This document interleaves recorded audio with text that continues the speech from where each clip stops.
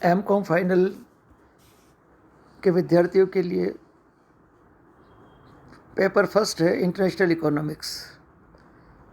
आप सब विद्यार्थी जानते ही हैं कि कोरोना काल में हमारी वर्चुअल क्लासेस चल रही है और इस वर्चुअल क्लासेस के क्रम में आज हम डिस्कस कर रहे हैं आपका पेपर फर्स्ट इंटरनेशनल इकोनॉमिक्स। खड़े विश्वविद्यालय के सभी प्रश्न पत्र 5 इकाइयों में विभाजित होते हैं, उसी प्रकार यह प्रश्न पत्र भी 5 इकाइयों में विभाजित है। तो आइए इकाई वार डिस्क्रिप्शन को अपन डिस्कस करें। पहली यूनिट है, उसमें पहला चैप्टर आपका है इंटरनेशनल ट्रेड का है, अंतर्राष्ट्रीय व्यापार का है। इसके अंतर्गत आपको इसका मीनिंग, इसकी need, importance and problems of international trade, international and inter regional trade, international business environment, meaning and factors affecting the environment, international trade theories, absolute and comparative advantage theories, Heckscher Ohlin theory, ये आपको first unit के अंतर्गत पढ़नी है।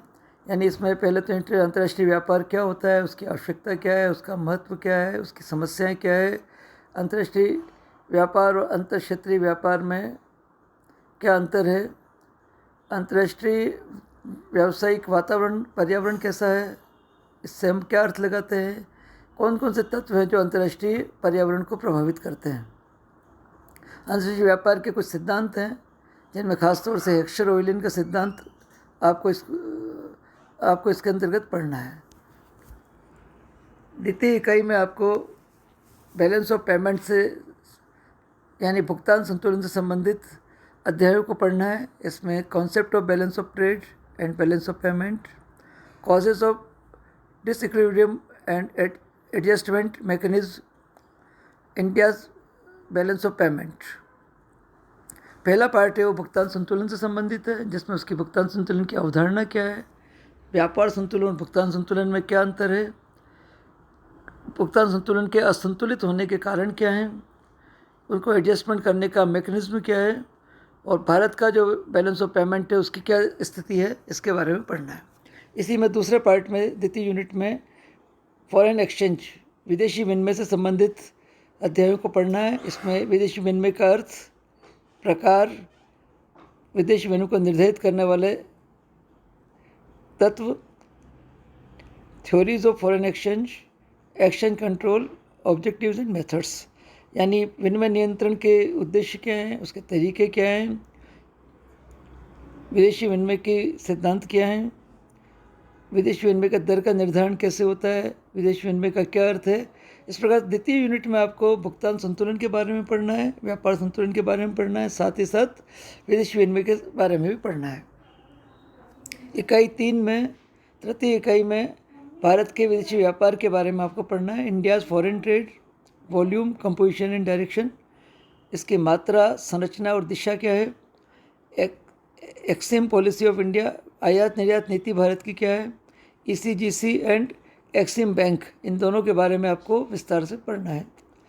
इसी के दूसरे भाग में विदेशी सहायता के बारे में पढ़ना है। Foreign add, problems and prospects in India, foreign direct investment, government policy towards foreign capital, यानी विदेशी सहायता के संबंध में, विदेशी विनियोग के संबंध में, सरकार की नीतियाँ क्या है विदेशी पूंजी के संबंध में, इन सब के बारे में मोटे मोटे तौर पे आपको पढ़ना है। इकाई 4 में आपको स्टेट ट्रेडिंग का पहला चैप्टर है, पार्ट है। इसमें स्टेट ट्रेडिंग की परिभाषा, डेफिनेशन, ऑब्जेक्टिव्स उद्देश्य, मेरिट्स एंड लिमिटेशंस, उसके लाभ और सीमाएं, स्टेट ट्रेडिंग हाउसेस, राज्य व्यापार गृह कौन कौन से हैं, एक्सपोर्ट प्रमोशन काउंसिल्स, निर्यात संवर्धन परिषदें कौन कौन सी हैं, कमोडिटी बोर्ड्स, वस्तु बोर्ड कौन कौन से हैं, स्पेशल इकोनॉमिक जोन, सेज के बारे में पढ़ना है, विशेष आर्थिक क्षेत्र के बारे में पढ़ना है, एक्सपोर्ट ओरिएंटेड यूनिट्स, यानी निर्यात संवर्धक इकाइयाँ कौन कौन सी है, उनका क्या कॉन्सेप्ट है, किस तरह से उन्हें प्रोत्साहन दिया जाता है, एक्सपोर्ट प्रोसेसिंग जोन्स, निर्यात प्रक्रिया वाले क्षेत्र कौन कौन से हैं, इनके बारे में पढ़ना है। यानी स्टेट ट्रेडिंग और निर्यात संवर्धन और इससे संबंधित जो सरकारी प्रयास हैं, जिसमें कम्युनिटी बोर्ड का गठन है, SAGE का गठन है,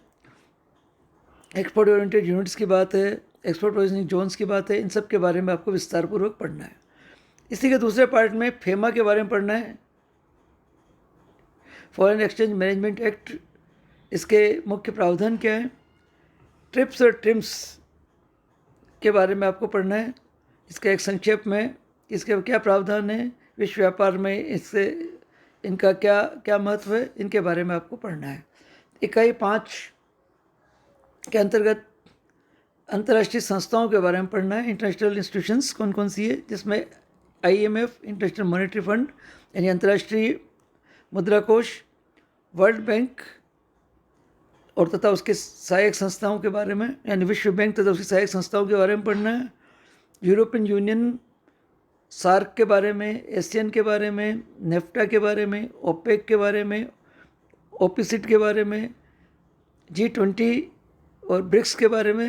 ये जितने भी अंतर्राष्ट्रीय संगठन हैं जो आर्थिक संगठन है और आर्थिक लेन देन करते हैं, ग्रुप समूह बने हुए हैं, इन सभी के बारे में आपको इनके उद्देश्य क्या हैं, इनके फंक्शंस क्या हैं, इनके ऑर्गेनाइजेशनल स्ट्रक्चर क्या है और इनके अचीवमेंट्स क्या हैं, इनके बारे में आपको पढ़ना है। इसी यूनिट में WTO के बारे में विस्तारपूर्वक पढ़ना है। ये WTO ऑर्गेनाइजेशन क्या है, स्ट्रक्चर क्या है, इसकी वर्किंग कैसी है, इनके बारे में पढ़ना है। इस प्रकार अंतर्राष्ट्रीय इकोनॉमिक्स के अंतर्गत हम अंतर्राष्ट्रीय व्यापार, अंतर्राष्ट्रीय व्यवसाय, भुगतान संतुलन, व्यापार संतुलन, विदेशी विनिमय और अंतर्राष्ट्रीय वित्तीय संस्थाएं, अंतर्राष्ट्रीय संगठनों के बारे में आपको पढ़ना है।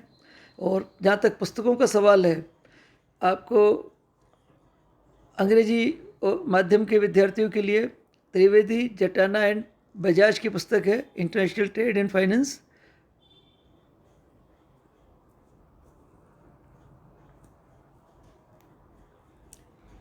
इस तरह से हिंदी माध्यम के विद्यार्थियों के लिए पुस्तक है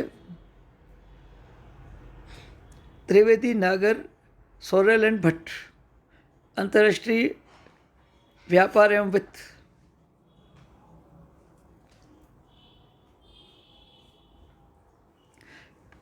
इसके अलावा अग्रवाल सिंह और गुप्ता की पुस्तक भी है, इंटरनेशनल ट्रेड एंड फाइनेंस की पुस्तक भी है, जिसका उपयोग भी आप कर सकते हैं। एक अच्छी किताब अंग्रेजी माध्यम के विद्यार्थियों के लिए DM मिथानी की भी है, इंटरनेशनल इकोनॉमिक्स। इसी तरह से एक और पुस्तक है अग्रवाल सिंह और गुप्ता की, अंतर्राष्ट्रीय व्यापार एवं वित्त। एक GC सिंघई की पुस्तक भी है,